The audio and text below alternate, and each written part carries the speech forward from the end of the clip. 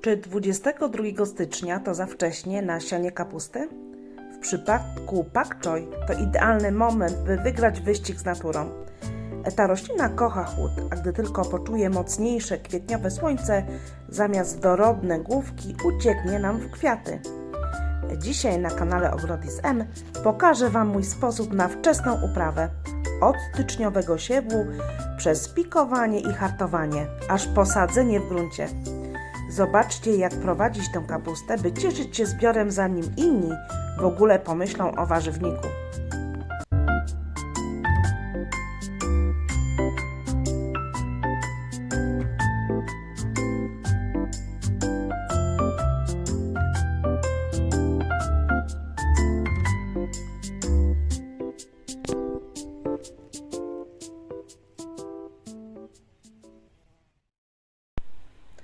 Zaczynamy od bazy. Używam typowej ziemi do wysiewów. Jest lekka i ma w składzie perlit, który świetnie napowietrza podłoże i trzyma wilgoć, co przy młodych korzonkach jest kluczowe. Pojemnik wypełniam po same brzegi. Lekko ugniatam. Jeszcze odrobina ziemi na górę, żeby całość była stabilna. Pak choi, inaczej kapusta chińska. Spójrzcie na nasiona. To typowe nasiona kapustne. Małe, czarne kuleczki, w których drzemie ogromna siła wzrostu. Mimo że jest styczeń, te nasiona już za chwilę poczują wiosnę.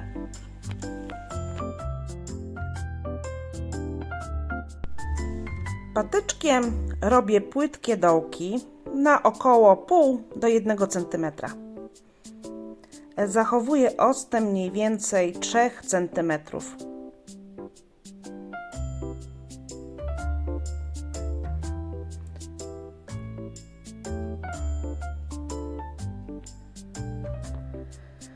Teraz wrzucam po jednym nasionku do każdego z 10 dołków. To wystarczy, by mieć solidny zapas wczesnej rozsady.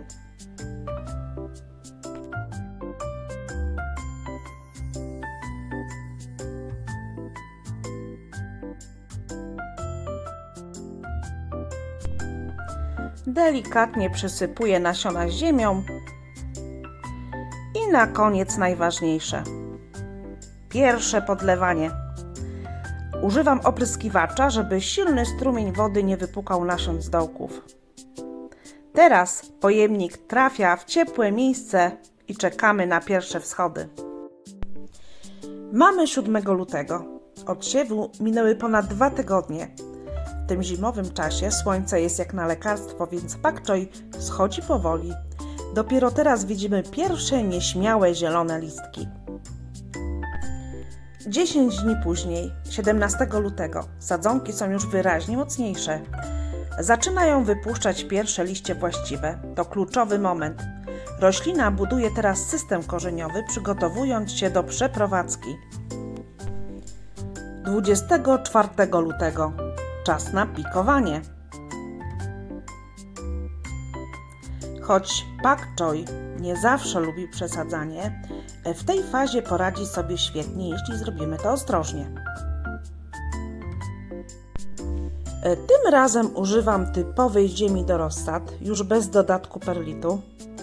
Wypełniam doniczki, robię palcem dość głęboki dołek i przygotowuję miejsce dla moich roślin.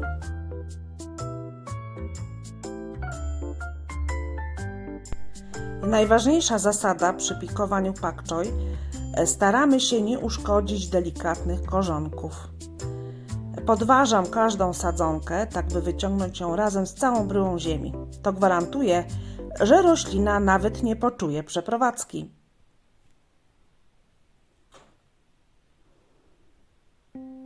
Sadzonki wkładam do ziemi nieco głębiej niż rosły do tej pory, aż po same liścienie. Dzięki temu łodyga będzie stabilniejsza.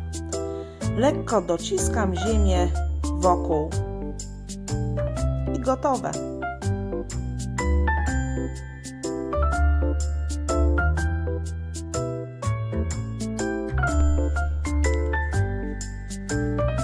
Ale spójrzcie tutaj, przy jednej z sadzonek ziemia całkowicie się obsypała. Mamy goły korzeń. Wiele osób w takim momencie spisuje rośliny na straty, ale ja postanowiłam dać jej szansę. I wiecie co? Przyjęła się bez problemu. Myślę, że kluczem było to, że roślina była jeszcze mała. Im większy pak choi, tym gorzej znosi takie błędy przy przesadzaniu. Po pikowaniu musimy zadbać o jedną najważniejszą rzecz – światło. Bez niego nasze sadzonki szybko się wyciągną i będą słabe. Idealnie byłoby przenieść je teraz do chłodniejszego pomieszczenia, ale uwaga! Nie do nieogrzewanej szklarni, bo w lutym czy marcu jest tam dla nich jeszcze stanowczo za zimno. Ja u siebie nie mam takiego idealnego chłodnego pokoju, więc radziłam sobie inaczej. Jak tylko temperatura na zewnątrz na to pozwalała, wynosiłam moją rozsadę na świeże powietrze. Oczywiście nie od razu na cały dzień, kluczowe jest stopniowe hartowanie, by przyzwyczaić liście do słońca i wiatru. Dzięki temu rośliny stały się krępe, ciemnozielone i po prostu zdrowsze. Procesu hartowania nie wolno pomijać, jeśli nie chcemy stracić całej naszej pracy w jeden dzień. To kluczowy etap przejścia z domowego ciepła do warunków ogrodowych. Jeśli chcecie wiedzieć dokładnie, jak to zrobić bezpiecznie i na co uważać, to na moim kanale jest już o tym osobny, szczegółowy film. Karta właśnie ukazała się w prawym górnym rogu ekranu. Bardzo polecam Wam ten materiał, zanim Wasze rośliny na stałe opuszczą dom. Marzec to czas, w którym pak choi w końcu przyspiesza. Zobaczcie różnicę między 3 a 14 marca. Z każdym dniem liście stają się szersze i bardziej mięsiste. To znak, że czas szykować dla nich miejsce w ogrodzie. Doczekaliśmy się. 27 marca, czyli jeszcze kalendarzowa wczesna wiosna, a moja rozsada ląduje w gruncie. Robię łopatką dołki, starając się zachować odstępy, by każda kapusta miała miejsce na zbudowanie ładnej rozety. To ten moment, w którym cała styczniowa praca zaczyna nabierać realnych kształtów. Przy wyjmowaniu rozsady z doniczek zachowuję maksymalną ostrożność. Staram się wyciągnąć każdą sadzonkę tak, by nie uszkodzić delikatnych korzonków. Im mniej naruszymy bryłę korzeniową na tym etapie, tym szybciej roślina zaklimatyzuje się w nowym miejscu i wystrzeli w górę. Pamiętajcie, że pak choi ma dość płytki system korzeniowy, więc to, jak go teraz potraktujemy, ma ogromne znaczenie dla końcowego plonu. Jak widzicie, sadzonki są krępe i zdrowe. To zasługa tego wcześniejszego hartowania. Na koniec obowiązkowy punkt programu – agrowłóknina. Dociskam ją solidnie kamieniami i cegłami, żeby stworzyć roślinom bezpieczny mikroklimat. I wydawałoby się, że pod taką osłoną nic złego nie może się stać.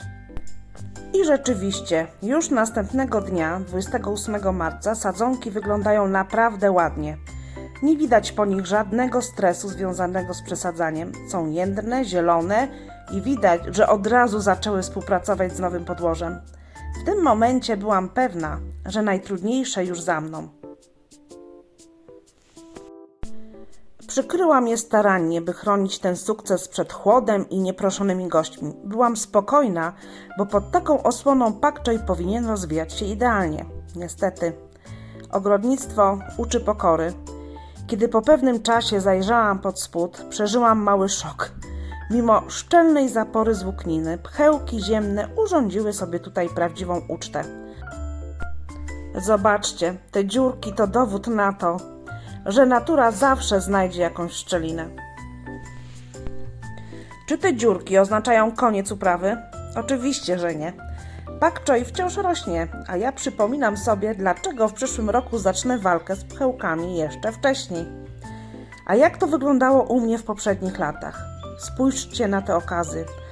To one dają mi motywację, by się nie poddawać.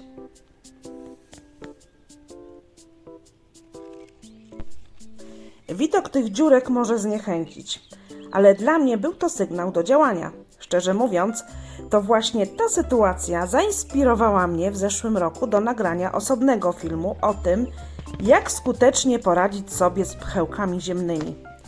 Jeśli wasze kapusty wyglądają teraz podobnie jak moje, koniecznie obejrzyjcie tamten materiał. Tłumaczę w nim krok po kroku, jak uratować plony. Bo w ogrodnictwie przeszkody są po to, by je pokonywać. Mimo pchełek, pak choi to wciąż jedna z najbardziej satysfakcjonujących roślin w moim ogrodzie. Link do filmu o walce ze szkodnikami zostawiam Wam w opisie.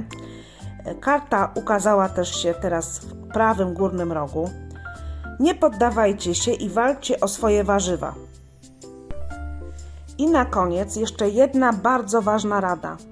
Nie czekajcie ze zbiorami, aż pak choi osiągnie rozmiary giganta.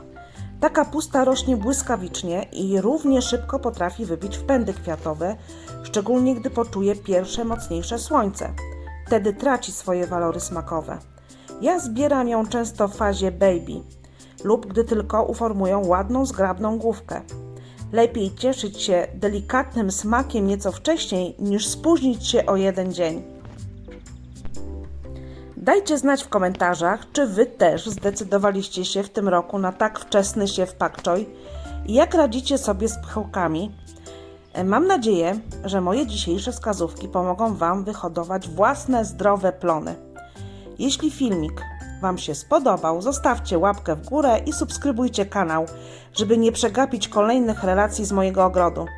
Dziękuję, że byliście dzisiaj ze mną. Do zobaczenia w kolejnym odcinku. Pa!